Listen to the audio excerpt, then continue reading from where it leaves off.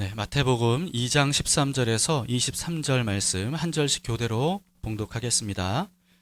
그들이 떠난 후에 주의 사자가 요셉에게 현몽하여 이르되 헤롯이 아기를 찾아 죽이려 하니 일어나 아기와 그의 어머니를 데리고 애굽으로 피하여 내가 네게 이르기까지 거기 있으라 하시니 요셉이 일어나서 밤에 아기와 그의 어머니를 데리고 애굽으로 떠나가 헤롯이 죽기까지 거기 있었으니 이는 주께서 선지자를 통하여 말씀하신 바 애굽으로부터 내 아들을 불렀다 함을 이루려 하심이라.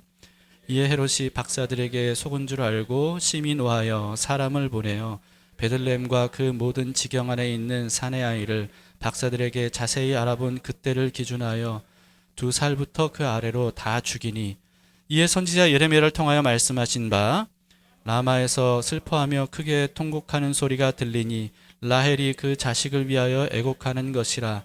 그가 자식이 없으므로 위로받기를 거절하였도다 함이 이루어졌느니라. 헤롯이 죽은 후에 주의 사자가 애굽에서 요셉에게 현몽하여 이르되 일어나 아기와 그의 어머니를 데리고 이스라엘 땅으로 가라.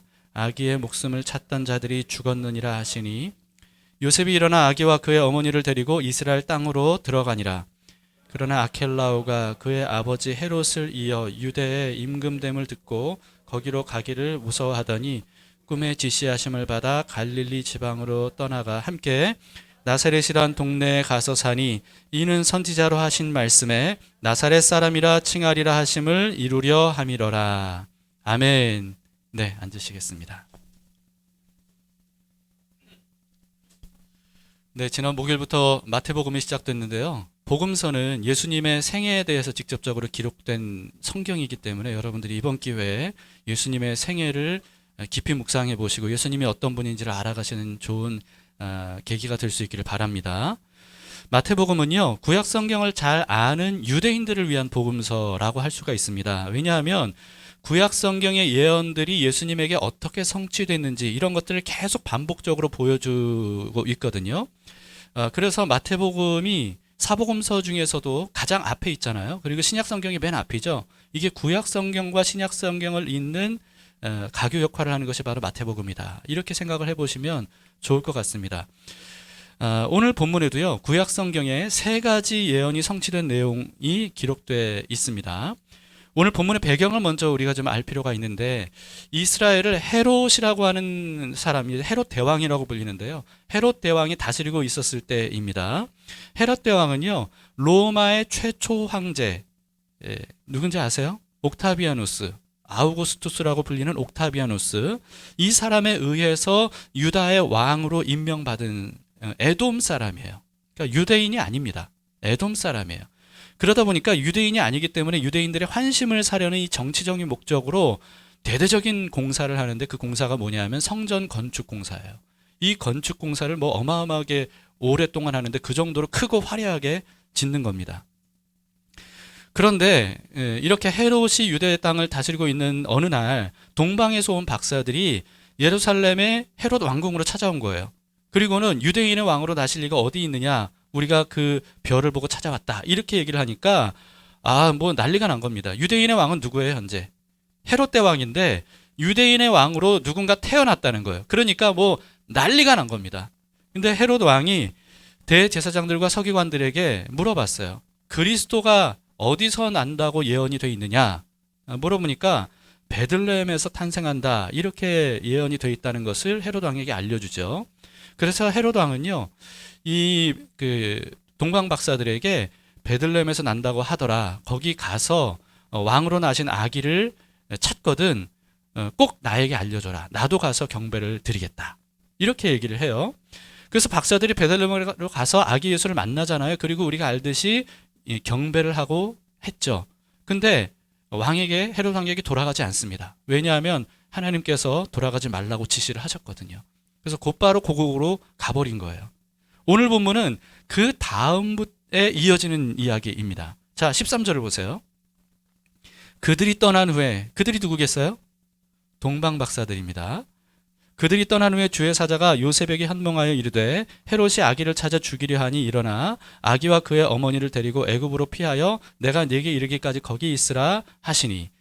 자, 동방 박사들에게 나타나셔서 헤롯에게 가지 말라라고 하셨던 하나님의 사자가 이번에는 마리아의 남편인 요셉에게 찾아가서 헤롯 왕이 지금 아기를 죽이려고 하니까 이집트로 피신하라 이렇게 알려주신 거죠. 그래서 즉시 이집트로 가서요 헤롯 왕이 죽을 때까지 예수님의 가족이 도피해 있었습니다. 그런데 이 예수님의 가족이 이집트로 간 것은 이게 우연이 아니라는 거예요. 오늘 본문이 그 사실을 알려줍니다. 15절을 보세요. 헤롯이 죽기까지 거기 있었으니 이는 주께서 선지자를 통하여 말씀하신 바 애굽으로부터 내 아들을 불렀다 함을 이루려 하심이라. 자, 그래서요 이 말씀을 이루신 것이 바로 이 오늘 본문의 이 첫 번째 예언 성취이죠. 이거는요 호세아 선지자가 한 예언을 이루신 겁니다. 호세아서 11장 1절에 이렇게 되어 있거든요. 이스라엘이 어렸을 때 내가 사랑하여 내 아들을 애굽에서 불러냈거늘. 여기에 대한 성취가 바로 15절에서 말씀하고 있는 예수님께서 애굽으로 가신 이야기라는 거죠. 그 다음 곧바로 두 번째 예언 성취 이야기로 이어지는데요. 이렇게 헤롯 왕이 베들레헴으로 간 박사들이 감감무소식이니까 아무리 기다려도 안 오니까 결국은 여기를 오지 않고 가버렸구나. 이걸 알게 되고 그래서 분노합니다. 분노하면서 어떻게 하냐면 16절 보시면요. 이에 헤롯이 박사들에게 속은 줄 알고 심히 노하여 사람을 보내어 베들레헴과 그 모든 지경 안에 있는 산의 아이를 박사들에게 자세히 알아본 그때를 기준하여 2살부터 그 아래로 다 죽이니. 자, 여러분 헤롯은요. 이 베들레헴에서 탄생한 아기가 구약 성경에 예언된 메시아라는 사실을 알았습니다. 메시아인 것을 아는데도 불구하고 죽이려고 했던 거고요. 아니요, 오히려 메시아임을 알기 때문에 필사적으로 죽이려고 했던 겁니다. 자기의 왕좌를 지키겠다는 거죠. 자, 그래서 메시아로 오신 아기가 누군지를 모르니까 그러니까 베들레헴의 그 근처에 2살 아래의 남자아이들은 싹 다 죽이라고 그렇게 명령을 내린 거예요. 여러분 얼마나 악랄합니까? 정말 말도 안 되는 것을 일을 저지르고 만 거죠. 그런 왕이 성전을 대대적으로 건축을 했던 거고요. 그리고 또 그렇게 건축되고 있는 그 성전에 대해서 유대인들은요 너무너무 자랑스럽게 여겼던 거예요. 그래서 예수님의 제자들도 예수님에게 이 성전의 이 아름다움과 웅장함을 보십시오. 어떻게 생각하십니까? 이렇게 말했던 거 아닙니까? 근데 예수님이 뭐라고 말씀하셨어요? 그 성전이 돌 위에 돌 하나도 남지 않을 정도로 완전히 다 무너질 것이다. 이렇게 말씀하셨던 거죠. 근데 이와 같은 부조리가 이 교회 안에도 참 얼마나 많은지 모릅니다. 그리스도를 죽이려고 혈안이 된 사람이 온갖 악한 짓들을 저지르면서 성전을 짓는 것 같은 이런 부조리. 이런 일들이 교회에 굉장히 많이 있는데 여기에 대해서 우리가 각성을 해야 되고요. 정말 회개할 것은 회개하고 순전한 마음으로 다시 돌이켜야 됩니다. 그런데 이 일이 예레미야 예언의 성취라는 것을 17, 18절에서 말씀하고 있어요. 자, 17, 18절. 이에 선지자 예레미야를 통하여 말씀하신 바 라마에서 슬퍼하며 크게 통곡하는 소리가 들리니 라헬이 그 자식을 위하여 애곡하는 것이라. 그가 자식이 없으므로 위로받기를 거절하였도다 함이 이루어졌느니라. 이게 이제 예레미야 31장 15절에 기록된 예언 그대로인데 그것이 이렇게 성취가 되었다. 말씀하고 있는 겁니다. 자, 이 헤롯 왕이 2살 아래의 베들레헴 사내 아이들을 다 죽인 이 사건은 어떤 과거의 사건이 떠오릅니까? 이 모세가 태어날 즈음에 그때 이집트의 파라오가 히브리인의 남자 아이들을 싹 다 태어나자마자 죽이라고 했던 일과 이게 겹치는 일 아니겠어요? 이처럼 여러분 성경 역사를 보면요, 그러니까 그리스도께서 오실 것에 대해서 창세기 때부터 구약 성경을 통해 전체적으로 예언하는 그런 말씀, 그리고 신약 성경은 그렇게 오신 예수님, 그리고 다시 오실 예수님에 대한 기록된 그 역사인과 동시에 이 성경의 역사는 그리스도를 죽이려는 인류의 역사를 기록하고 있는 것으로도 볼 수가 있습니다. 그러니까 그 성경의 쭉 내용들을 보면 이렇게 그리스도께서 오시는 것을 필사적으로 막으려고 하고 그리고 오신 그리스도를 죽이려고 하는 이와 같은 일들이 굉장히 많죠. 그럼에도 불구하고 그리스도는 예언대로 오셨습니다. 그리고 예언대로 죽으셨고요. 예언대로 부활하셨고 예언대로 구원의 길을 열어놓으셨어요. 이와 같이 예수님은 모든 메시아 예언을 성취하셨습니다. 그럼으로써 예수님이 바로 구약 성경에 예언된 메시아 그리스도, 메시아와 그리스도는 같은 말이에요. 메시아 그리스도이심을 증명해 보이셨죠. 그 다음 예언 성취에 대한 내용이 19절부터 23절인데요. 예수님의 가족이 이집트에서 도피 생활을 하던 어느 날 또다시 이제 주의 천사가 나타나서 이제 그 아기를 죽이려고 하던 헤롯 왕이 죽었기 때문에 이스라엘로 돌아가라 해서 돌아갔단 말이에요. 그런데 유대 땅에 헤롯 대왕 아들인 헤롯 아켈라오가 다스리고 있는 거예요. 그러니까 요셉이 너무 두려워서 이 유대 땅으로 가질 않습니다. 주저해요. 그랬더니 다시 한번 어떤 지시를 하시냐 하면 요셉과 마리아의 고향인 이스라엘 북부에 있는, 유대는 남부 지방이고요, 이스라엘 북부인 갈릴리 나사렛으로 가라고 말씀하셔서 그쪽으로 돌아가게 되죠. 23절입니다. 나사렛이란 동네에 가서 사니 이는 선지자로 하신 말씀에 나사렛 사람이라 칭하리라 하심을 이루려 함이러라. 자, 예수님은요 이렇게 유대인의 왕으로 오셨지만 유대 땅이 아닌 갈릴리 나사렛에서 성장을 하셨던 거예요. 근데 이것은 선지자의 말씀을 이루기 위한 것이라고 말씀하고 있죠. 근데 문제가 있어요. 이 세 번째 예언과 성취에는 좀 약간 문제가 있습니다. 구약 성경 어디에도 사실은 나사렛이라고 하는 이름이 지명이 안 나와요. 단 한 번도 나오지 않습니다. 신약 성경에만 나와요. 근데 구약 성경에 나사렛 사람이라는 그 예언을 성취하기 위함이라고 말씀하신 거예요. 이게 어떻게 된 거예요? 나사렛이라고 하는 지명은요, 성경뿐만 아니라 고대 유대인의 기록에서도 찾아보기가 어렵다고 합니다. 그렇다면 어떤 예언을 이루셨다는 말인가 라고 하는 거죠.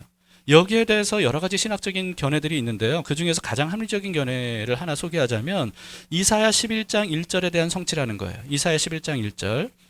이새 줄기에서 한 싹이 나며 그 뿌리에서 한 가지가 나서 결실할 것이요. 근데 여기에 나사렛이라는 말이 전혀 안 나오잖아요. 그런데 어떻게 이 말씀에 대한 예언 성취라는 거죠? 이새가 누굽니까? 다윗의 아버지예요. 다윗의 아버지. 다시 말해서 다윗의 아버지인 이새 혈통을 통해서 그리스도가 탄생할 것이다 라고 하는 예언인데요. 이게 한글로 보면은 전혀 나사렛과 관련이 없어 보이지만 원어로 보면 좀 다르게 보일 수 있는 겁니다. 이 여기서 한 가지, 가지라고 하는 단어 히브리어가 뭐냐 하면 넷제르라고 하는 단어예요. 넷제르. 근데 나사렛은 헬라어거든요. 히브리어가 아니고 헬라어, 그리스어예요.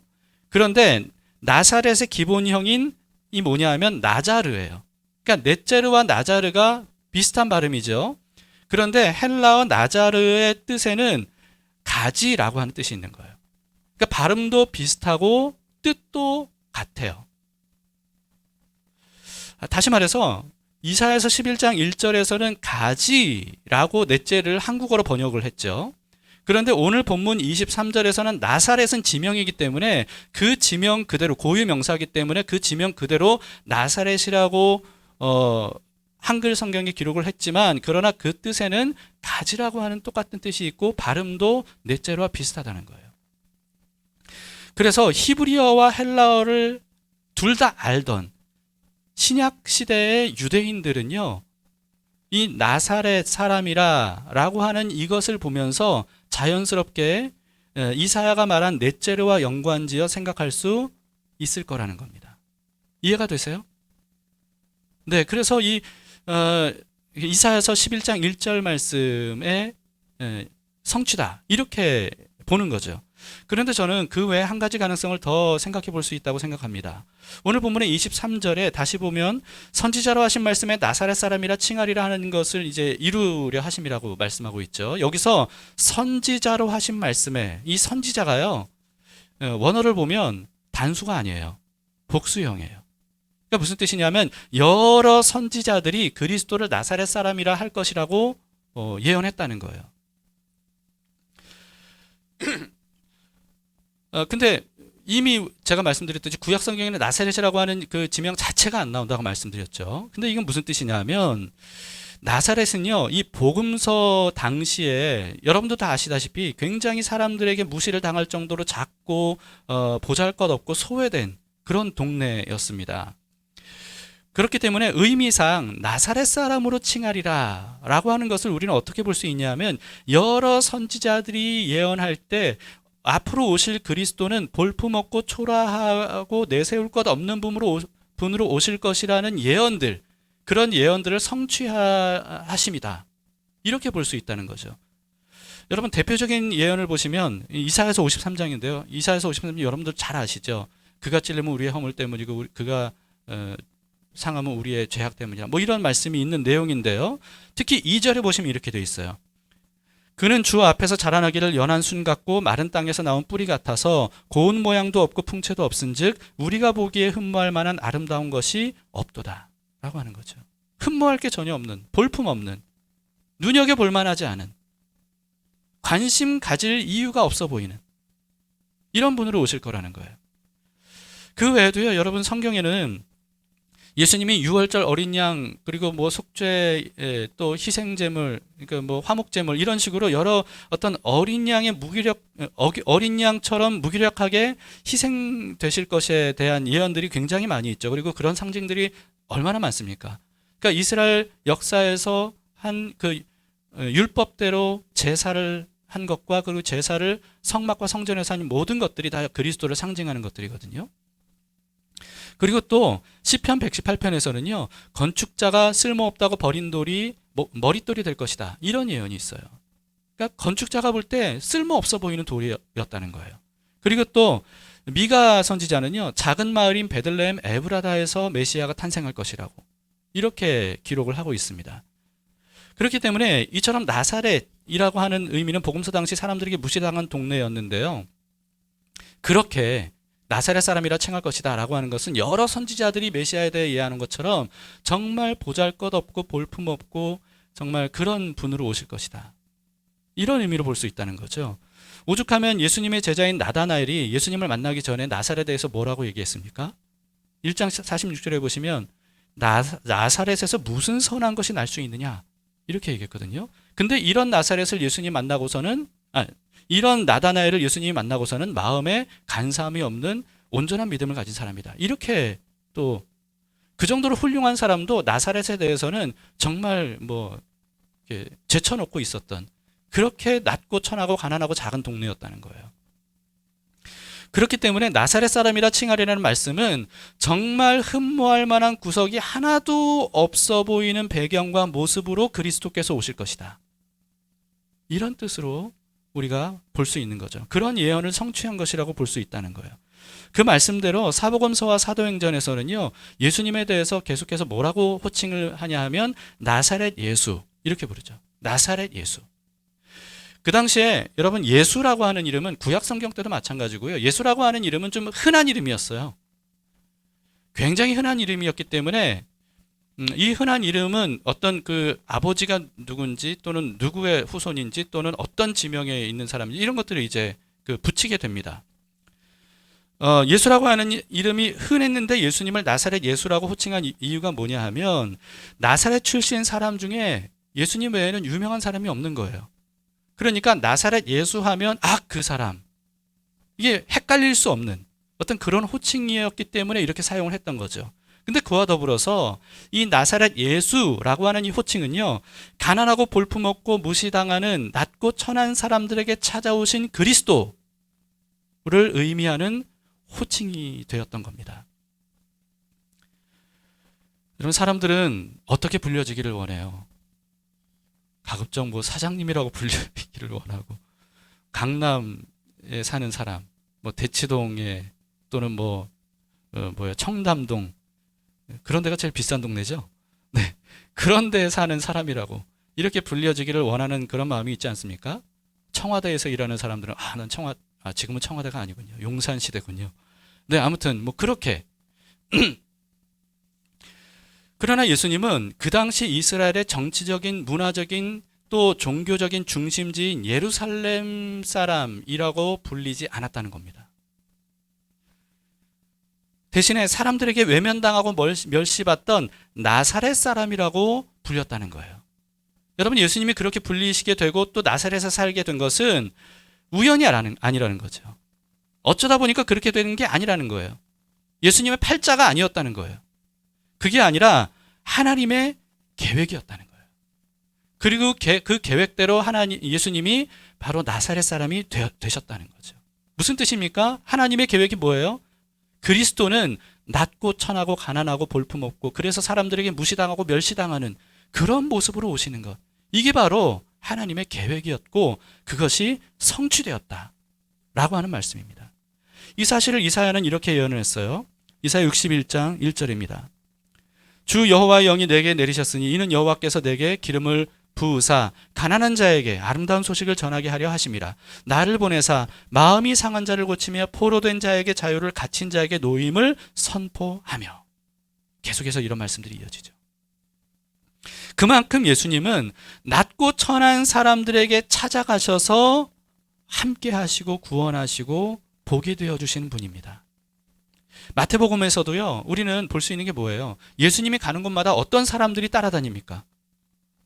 가난한 사람들이에요. 병든 사람들이에요. 죄인과 세리들이었어요. 고아와 과부들이었어요. 사람들에게 무시와 멸시를 당하는 사람들이었어요. 예수님은 그런 사람들과 늘 함께 하셨다는 거죠. 예수님은 또 뭐라고 말씀하셨습니까? 가난한 자가 복이 있다. 이렇게 말씀을 하셨어요. 왜냐하면 가난한 자에게 주님이 함께 하시니까. 가난 자체가 복이라는 뜻이 아니에요. 가난한 자에게 주님이 함께 하시기 때문에 복이 있다는 거예요. 반면에 부자들에 대해서 예수님은 뭐라고 말씀하셨어요? 천국에 들어가는 것이, 부자가 천국에 들어가는 것은 낙타가 바늘길 통과하는 것보다 더 어렵다. 이렇게 말씀하셨죠. 그리고 또 그 당시 부와 명예와 권력을 가졌던 유대교 지도자들에게는 뭐라고 말씀하셨습니까? 화가 있을 것이라고 말씀하셨어요.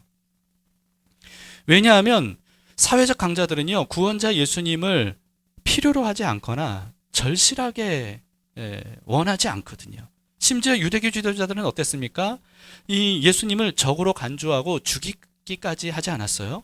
예수님이 구약 성경의 메시아 예언을 다 이루어 가셨음에도 불구하고 이들은요, 그리스도가 분명한 그 예수님을, 유대교 지도자들인데 그리스도를 갈망하는 데 사람들을 인도하는 그런 지도자들인데 오히려 예수님을 적으로 간주하고 죽였다는 거죠.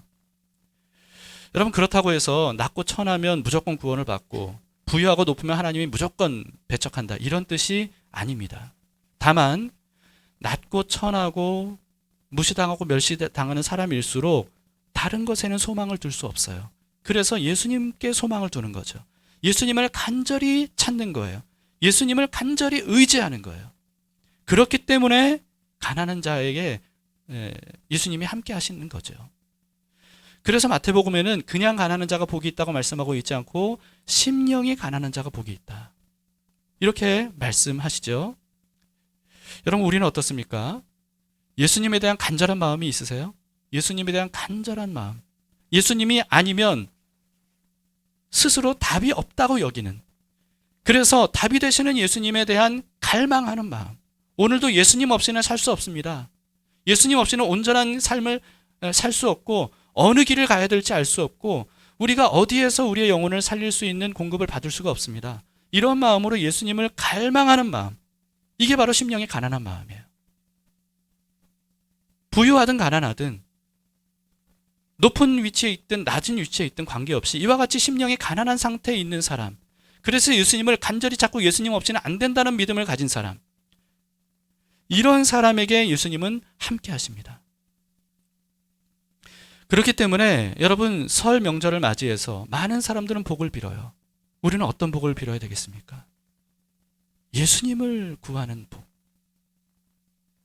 예수님 자체가 우리에게 가장 큰 복이라는 사실을 믿고 주님을 갈망하는 그 복, 그 복을 우리가 구하고 그 복을 우리가 축복하는 그런 설이 될 수 있기를 바랍니다. 지금까지 오늘 본문을 통해서요, 구약의 예언이 성취된 세 가지 사건을 말씀을 드렸어요. 그런데 이 세 가지 예언 성취를 통해서 우리는 이 뭔가 다른 점을 발견할 수가 있습니다. 15절에는 예수님이 이집트로 가게 된 것은 이게 하나님께서 그 예언을 성취하신 것이다, 성취하기 위함이다, 이렇게 말씀하셨죠.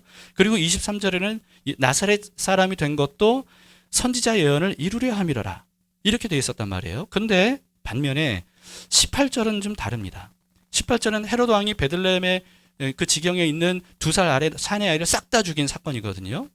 이게 이제 예레미야의 예언을 이루신 것이라고 말씀하고 있는데, 그런데 구약의 예언이 이루어졌느니라 이렇게 되어 있는 거예요. 자, 15절과 23절은 이루려 하심이라.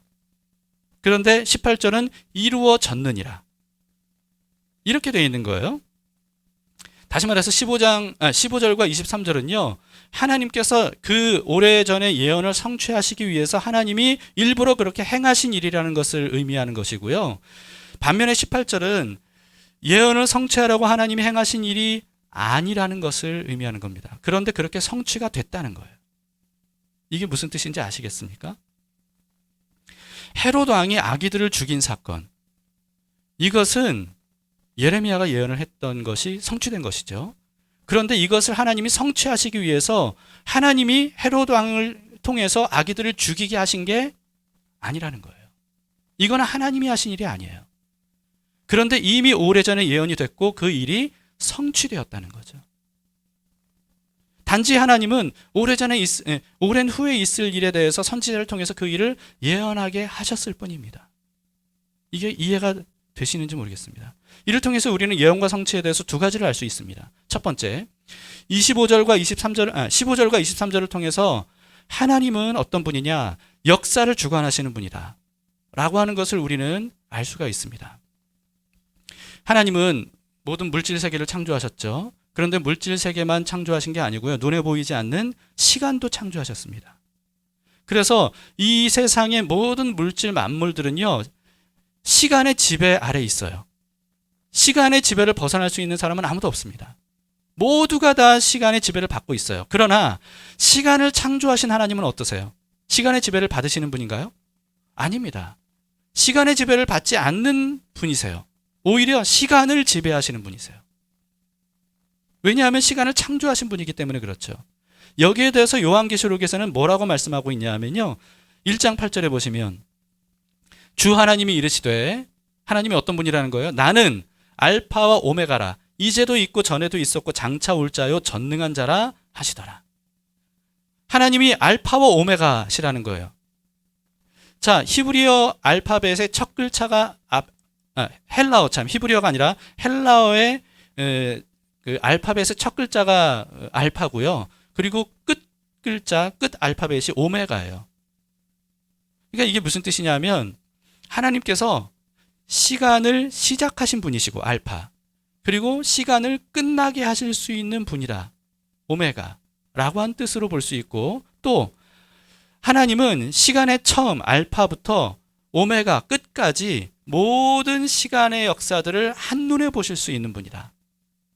이렇게 볼 수 있고요. 또 그리고 이 알파부터 오메가까지 모든 시간 역사 안에 일어나는 모든 일들을 하나님은 주관하시는 분이다. 이렇게 볼 수 있는 거예요. 그렇기 때문에 하나님은 어떤 분이십니까? 원하시는 시간에 원하시는 일을 정확하게 행하실 수 있는 분이다 라고 하는 것이죠. 그래서 성경에서는 하나님께서 정하신 때가 분명히 있다는 것을 말씀하고 있어요. 그리고 그 때가 될 때 하나님이 그 일을 이루시는 것에 대해서 굉장히 많이 말씀하고 있습니다. 예수님께서 탄생하신 때도요, 우리가 생각할 때는 왜 하필이면 그때 예수님이 오셨을까? 참 알기 어려워요. 그러나 성경은 분명히 말씀하고 있는데 하나님은 정확히 그때 예수님이 탄생하시도록 이미 예정하셨고 그 일에 대해서 성취하셨다는 거예요. 갈라디아서 4장 4절에 이렇게 말씀하고 있습니다. 때가 참에 하나님이 그 아들을 보내사. 언제 그 아들을 보내셨어요? 때가 참에. 다시 말해서 하나님이 정하신 때가 있었다는 거예요. 그 때가 되었을 때 하나님이 아들을 보내셨다는 거죠. 여자에게 나게 하셨다는 겁니다. 그래서 여러분, 하나님은 어떤 분이십니까? 우리와 다른 분이세요. 시간의 지배를 받고 있는 우리와 다르세요. 하나님은 절대로 서두르거나 조급하신 법이 없습니다. 우리는 막 이렇게 서두르거나 조급할 때가 있잖아요. 늦을까 봐 막.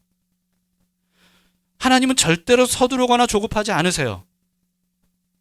그런 하나님을 우리가 볼 때는 좀 답답하게 여겨질 수도 있습니다. 그러나 우리가 옳겠어요? 하나님이 옳겠어요? 하나님이 옳으시죠. 그런데 하나님은 서두르거나 조급하지 않으신데도 절대로 때를 놓치거나 또는 늦지도 않으세요.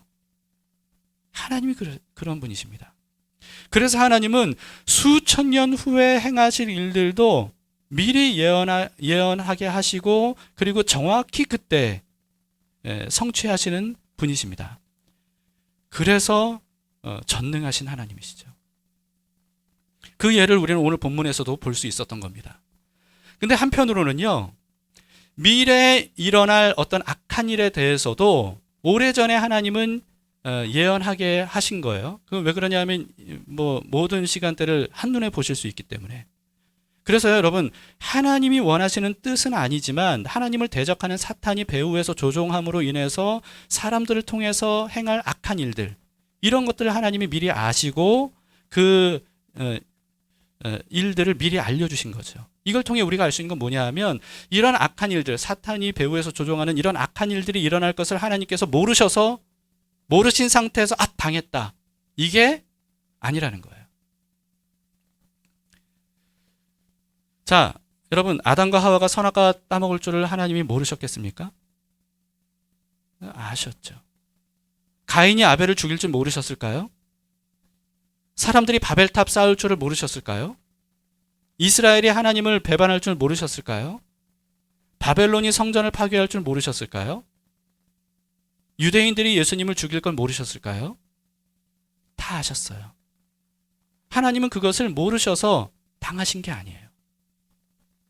그것을 알게 하시려고 이런 악한 일들이 일어날 것에 대해서 하나님은 예언하게 하셨던 거죠. 근데 우리는 인간적으로 이런 생각이 들죠. 미리 그걸 다 아셨다면 그럼 어떻게 해주셨어야 된다고 생각하는 거예요, 우리는. 미리 다 막으실 수 있는 거 아니냐. 근데 왜 안 막으셨느냐? 라고 하는 거예요. 그래서 하나님 잘못이라고 책임을 전가하기도 합니다. 그러나 정말 이거는요, 지극히 인간적인 생각일 뿐입니다. 지극히 인간적인 생각일 뿐이에요. 만약에 하나님이 정말 그렇게 하신다면 그거는 복이 아니에요. 여기에 대해서 오늘 이 시간에 다룰 시간이 없습니다. 다만 여러분, 하나님이 어떤 분인지를 알고 성경을 면밀히 여러분들이 직접 살펴보면요, 여러분들도 충분히 거기에 대해서 답을 얻을 수 있는 문제예요. 중요한 건 뭐냐 하면요, 하나님께서 몰라서 당하신 게 전혀 아니라는 점입니다. 오히려 하나님은 그 모든 일들이 일어날 것을 미리 아셨고, 그리고 그 일들이 일어날 것이라고 하는 것에 대해서 미리 예언해 주심으로써 하나님이 모르셨던 게 아님을 분명히 알려주셨어요. 그리고 그 일들조차도 역이용하셔서 궁극적인 선을 이루시는 분이라는 거죠. 그것을 분명히 알려주신 겁니다. 여러분, 인류 역사에서 정말 최악이라고 할 만한 일들이 얼마나 많이 일어났습니까? 최악이라고 할 만한 일들, 정말 인간이 이런 짓까지도 할 수 있구나 라고 할 수 있는 그런 일들이 얼마나 인류 역사에 많았습니까? 그 중에 인류 최악의 죄가 뭘까요? 그 중에 인류 최악의 죄가 뭐라고 생각하십니까? 많은 사람들이 그렇게 생각하지 않지만 정말 인류 최악의 죄는요, 하나님의 아들을 십자가에 못 박아 죽인 일 아니겠어요? 하나님의 아들을 십자가에 못 박아 죽인 일, 이것이야말로 인류 최악의 죄입니다. 그런데 하나님은 그런 인류 최악의 죄를 통해서 인류 최선의 결과를 이루셨잖아요. 하나님은 그렇게 하실 수 있는 분이라는 거예요. 그 사실을 우리는 절대로 잊어서는 안 됩니다. 그러므로 하나님을 믿고 의지하는 마음으로 하나님의 인도하심을 따르면, 그러면 그 모든 선한 일뿐만 아니라 악한 일들을 통해서도 하나님은 합력해서 선을 이루시는 분이십니다. 그래서 우리는 지금 현재 일어나는 일들에 대해서 두려워하거나 불안해할 필요가 없어요. 주님 품에 안겨 있다면, 주님과 함께 동행하고 있다면, 주님의 인도하심을 따라가고 있다면, 지금 내 눈앞에 벌어지는 일, 거기에 대해 두려워하거나 불안해할 필요가 없는 거죠. 과거와 현재뿐만 아니라 미래의 모든 일들까지도 한눈에 현재처럼 보시는 하나님께서 우리의 삶을 인도하셔서 우리에게 가장 선한 일을 이루어 주실 겁니다. 내 생각에는 동쪽으로 가야 될 것 같은데 하나님은 서쪽으로 가라 하셔도요, 어느 쪽을 따라야 되겠습니까? 서쪽으로 가라는 주님의 말씀을 따라야 되지 않겠어요? 바로 그런 사람이 하나님의 인도하심을 받아서 하나님의 가장 선한 일들을 볼 수 있는 사람인 겁니다. 말씀을 마치겠습니다. 여러분, 하나님은 알파와 오메가이십니다. 그렇기 때문에 누구도 하나님의 예언과 성취를 막을 수가 없습니다. 그리고 세상에 어떤 악한 일들이 일어난다 할지라도 하나님은 결국 하나님의 선하시고 기뻐하시고 온전하신 뜻을 온전히 다 이루실 거예요. 우리의 삶이 이와 같은 주님의 손에 붙들려 있다면 한 해를 맞이하는 우리들이 어떤 마음을 가질 수 있는지를 우리는 깊이 묵상해 볼 수 있기를 바랍니다. 하나님은 우리와 함께 하십니다. 그 하나님이 시간을 주관하시는 분이고 모든 시간을 아시는 분이고 주님의 선하신 때에 주님의 가장 선한 일들을 우리를 위해 이루실 것임을 믿고 복되신 주님을 맞이하고 함께 복된 삶을 살아가는 우리 모두가 될 수 있기를 축복합니다. 아멘.